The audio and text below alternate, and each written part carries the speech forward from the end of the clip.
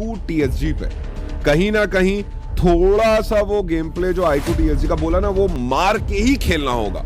जिंदगी भर हर इंसान सिर्फ टीजी करना चाहिए। अगर स्पेशली दो टीम है, फैंग्स एंड बांग्लादेश टॉप 1, ये तो 100% निकल चुकी हैं, लेकिन even Meta Ninja being my team and obviously हम तो दिल से चाहेंगे कि वो सीधा फाइनल्स में जाए। मैं तो आएगा, चाहे वो कितना भी पुराना हो सीन में, और वो आके जब वो फैन बेस पड़ेगा ना उसके मुंह पे। आईकू टीएसजी पे 63, अगर आप 150 एम करके चलते हो तो आज के दिन पे उन्हें 90 पॉइंट्स निकालने होंगे। तो ऐसा नहीं कि वो निकाल नहीं सकते, बट कहीं ना कहीं थोड़ा सा वो गेम प्ले जो आईकू टीएसजी का बोला ना, वो मार के ही खेलना होगा सारे प्लेयरों को। अगर आज के दिन पे भी वो एकदम मार के, चाहे वो रेवेनेंट एक्सपार्क हो, और देखो बांग्लादेश टॉप 1 तो ऑलमोस्ट निकल चुकी है, फैंग्स भी ऑलमोस्ट निकल ही चुकी है। अब अगर आज के दिन पे बांग्लादेश टॉप 1 या तो एकदम कुछ अलग ही सा कर दें, समझ रहे हो कि 3-4 बूया जो इम्पॉसिबल है, बिकॉज ऊपर की टीमें भी है, तो नीचे की ये जो स्पेशली दो टीम है, फैंग्स एंड बांग्लादेश टॉप 1, ये तो 100% निकल चुकी हैं। लेकिन 52 से भी अगर आप ले लो, GOAT, Revenant, iQOO TSG, Reckoning, they are in a bit of, they will be in a trouble अगर उन्होंने अपने पहले ही 3 मैचेस में अच्छे पॉइंट्स नहीं लिए। मिनिमम 10-10 पॉइंट तो लेने हैं। मतलब अगर रेवेनेंट का 9 मैच के बाद मिनिमम 84 to 90 हो जाना चाहिए, तब जाके उनके पास ये रहेगा कि 3 मैचेस में 40 पॉइंट लेके अगर 100, क्योंकि मुझे अंदर से पता नहीं क्यों गाइस गट वाइब आ रही है, ट्रस्ट मी व्हेन आई से दिस, 135 और 40 क्रॉस, 140 क्रॉस करेगा।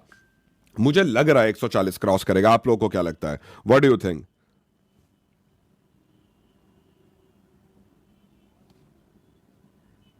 बैकबियर भाई, ब्रो टीजी परफॉर्मेंस कर पाएगी क्या, आप सोच रहे हो?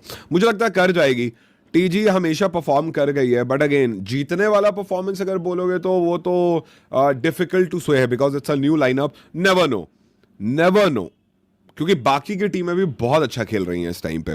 तो टीजी को इस टाइम पे अपने बेस्ट फॉर्म में ऑलरेडी रहना चाहिए, जहां पे टीजी का ये आना जाना जो चला है प्लेयर्स का और नए प्लेयर्स का।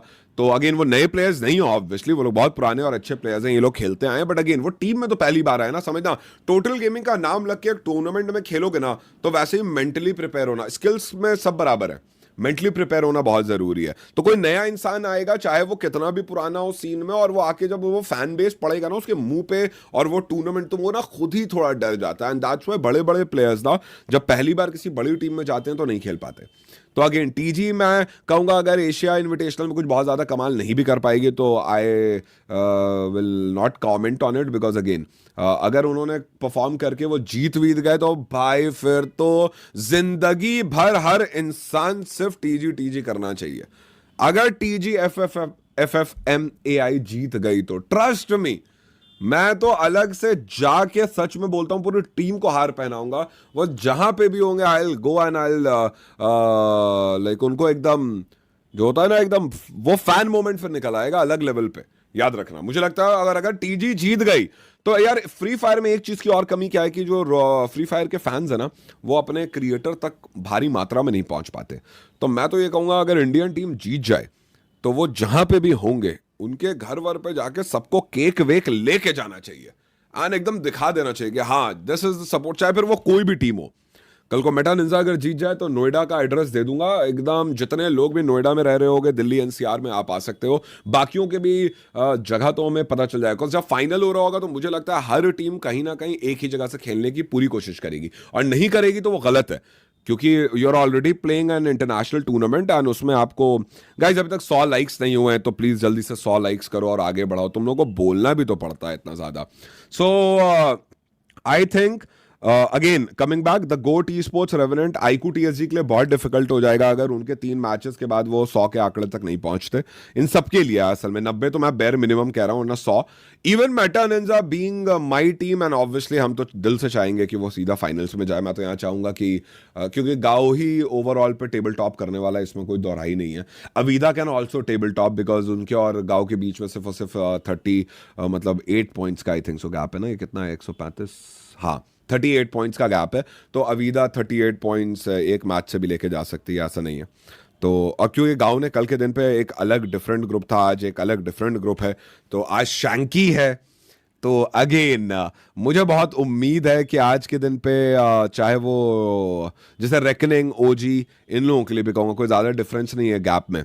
रेकनिंग एक बहुत स्ट्रांग टीम है और रेकनिंग इतना ज़्यादा सर्किट में पहले से खेल रही है और सबसे अच्छी बात है रेकनिंग अपने प्लेयर्स के साथ बहुत अच्छा टीम सिंक लेके चल रही है। तो मुझे लगता है रेकनिंग समझना, मैं मेटा निंजा पे फिर भी 19-20 कह सकता हूँ कि एक वक्त को कुछ अलग ही दुर्घटना हो गई तो लेट्स से गेम एकदम ही बुरे चले जाएं, बट सबसे अच्छी बात है रेकनिंग अपने प्लेयर्स के साथ बहुत अच्छा टीम सिंक लेके चल रही है। तो मुझे लगता है रेकनिंग समझना, मैं मेटा निंजा पे फिर भी 19-20 कह सकता हूँ कि एक वक्त को कुछ अलग ही दुर्घटना हो गई तो लेट्स से गेम एकदम ही बुरे चले जाएं, बट रेकनिंग पे मुझे ये पता है कि Reckoning will make it to top 10 somehow they will।